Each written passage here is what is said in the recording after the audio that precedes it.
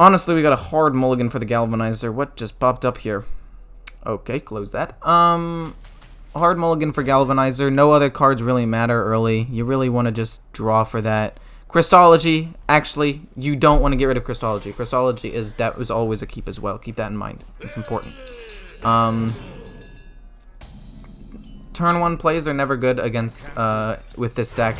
You don't like going first with this deck, basically. Or you don't like going second with this deck because then you have to deal with their turn 1 play. And the fact that I drew nothing from that, and by nothing I mean no Galvanizer, is really, really bad. Like, it's kind of crazy how bad that is. Make a slightly bigger minion, just so it's kind of hard to deal with. I think I want to go kind of wide before I play Skyclaw. Pretty sure this guy's probably going Invoke. Oh my god, he deals with my board. He had it. Okay. So, you know what? That's fine. I don't lose the Skyclaw. I don't lose the Skyclaw on that. I actually get to play Skyclaw. And, it's a pretty solid turn 3 play. Then we get to play the Annoy module on him, assuming he lives. If he lives for 1 turn, we're fine. Oh my god, he lives for a turn. We are in the clear. Don't deal 2 damage. Oh my goodness, that's even better. Oh my god. This game is going so well. I use that term so well very loosely, by the way. We gotta go face with this. We can't afford to trade into his minions. We need to have him try to deal with me. Skyclaw, dose next turn. Will be pretty solid. Have you ever thought that Skyclaw is just a strictly better thing? The neutral 2-1 that spawns 2/1/1 microbots? Like, it's literally just a better one because it has more health instead. Oh my god. You suck. You stupid piece of garbage. That's fine, honestly. He's invoked twice. What's the worst that'll happen since he's invoked twice? Nothing bad could ever happen if he does that, right? It's not like he could have Scions of Ruin. We'll play that. Scion of Ruin, he has to trade them all into that, which is fine. If he doesn't kill it, then we play Skyclaw next turn with a Micro Mummy and we just build a wide board. That's okay. It's not necessarily terrible, but that's not bad either. Are you hitting? Oh, he is hitting that. Okay. How do I feel about that? Skyclaw doesn't give me enough damage to kill that off. But Zilliax does. Unity, precision, perfection. And then coin out a Micro Mummy. I know I've used the Zilliax now, which is a bummer. But this way I was able to get out 1 extra minion. So he probably has the Scion of Ruin, and he's probably going to kill my board here. But this way I just feel better. Because I was able to get the Micro Mummy out, so I have a target for the War Gear the following turn. Okay. That's fine. If he doesn't have anything, then we Skyclaw next turn and Hero Power and just go wide and hope he doesn't have another Awaken, because he probably doesn't, because he's already used 1. And I know he has a Scion of Ruin in hand. What other rushes do they... No, wait, sorry, the Devoted Maniac. I wasn't paying attention. It's very possible that he got that. I should have been paying attention. Okay, so, Skyclaw. Very good here. We're going to make him a little bit bigger, just because it makes it even harder for him to be dealt with. And then we go face with these minions. And, just go for a ton of damage here. Okay, I don't like that very much. I would have rather it gone on any other minion, because he's already big enough as it is. But you know what? I won't complain. The fact of the matter is, I got an effect. He pumped up a little bit. Scion of Ruin doesn't save his life anymore. Wait, he has lifesteal too. That's insane. Okay, so we won this one. Luckily, he did not get the Scion of Ruin, which is nice. I'm gonna search for another game here. Honestly, my climb has been going in the wrong direction. I tried to play some in Big and Druid and played against a ton of aggro decks and lost. And Rogue, which surprisingly beats Druid pretty easily as well. I don't know. It's been a wild couple of little games. I went from rank 3 with 2 stars to rank 4 with 2 stars. Of course, the last little bit. Skyclaw's really good into this matchup. It applies a lot of extra pressure if you're able to get some 1-drops here. This is fine. How weird did I look there? Fucking heckin', sorry, shoot, whatever, family friendly. PG-13's allowed 1 F word, it's fine. Like, just chewing on this like a dog, like a dog chewing a chew toy. You know? I'm making it look weirder now, but like, it's a chewy thing, it's malleable, it's like rubbery, I like it a lot. Wait, what did he just do? Was that a greetings? I'll greet him, it's fine. I didn't hear that, so I don't think it was a greetings, but it's fine, it's whatever. Skyclaw next turn, Skyclaw the next turn, and then try to finish him off with True Silver Champion. That's fine. Don't tell me you also have a dragon, please. He does also have a dragon. Well, it's fantastic. Perfect. That's what you love to see. You love seeing the extra dragon. We might not play another Skyclaw this turn, actually, and here's why. My board will be too full. We will gain 5 attack, 5 damage, but we could play Replicating Menace and still gain 3, and we wouldn't lose value, and it's more mana efficient. So I think I want to go with that and just try to rush this guy down as quickly as possible. Like, if he has Swipe here and he swipes the 1-2, that sucks. Sucks.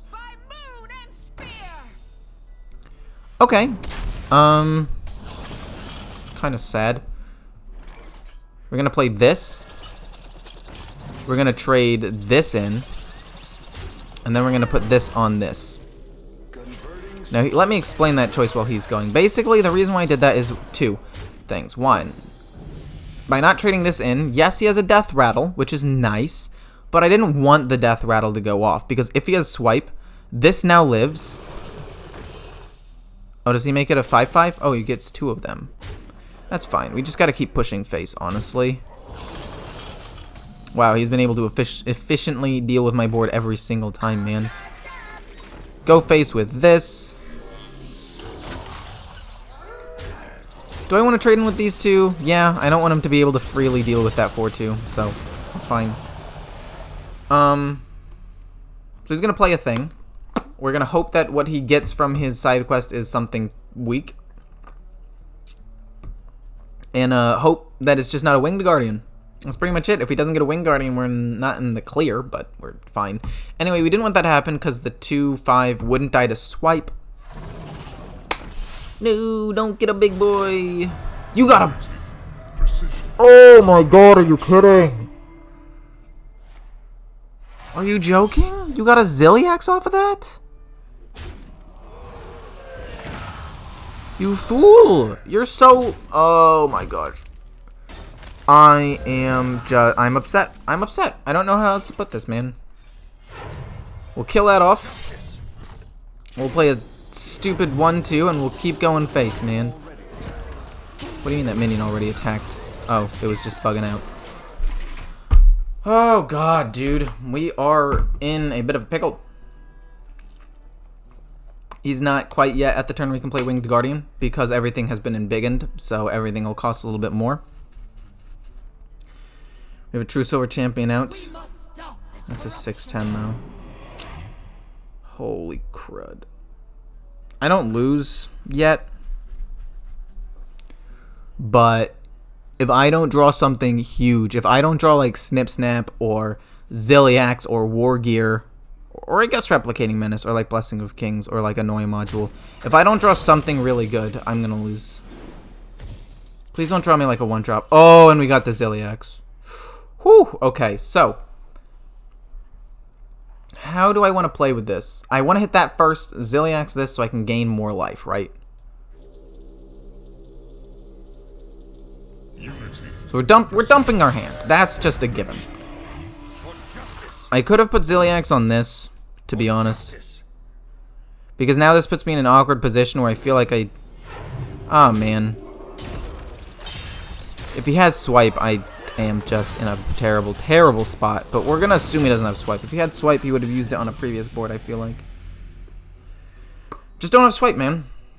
Do not have swipe. And we're good to go. Please.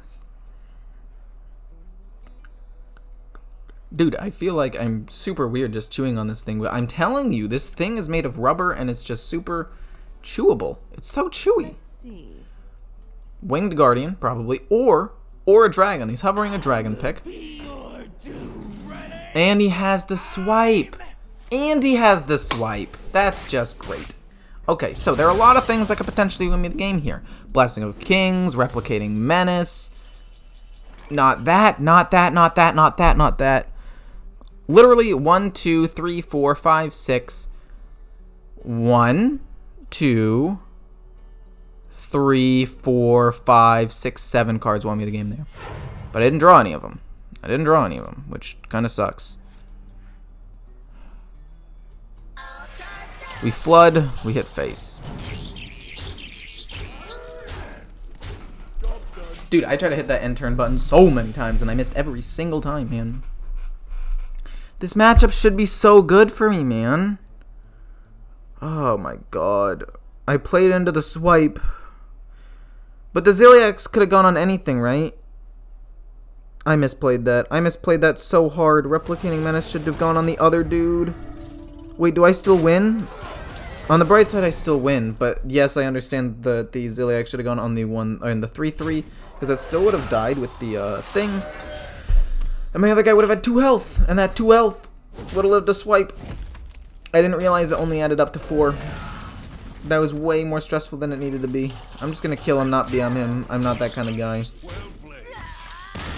This deck wins even through misplays. I decided to go back to this deck after I went on a bit of a losing streak. A small little losing streak of like 5 or 6 games in a row. It's not that big of it. Just calm down, okay? I understand. I played poorly on a couple of them, and then a couple of them I got high rolled on. So you know what?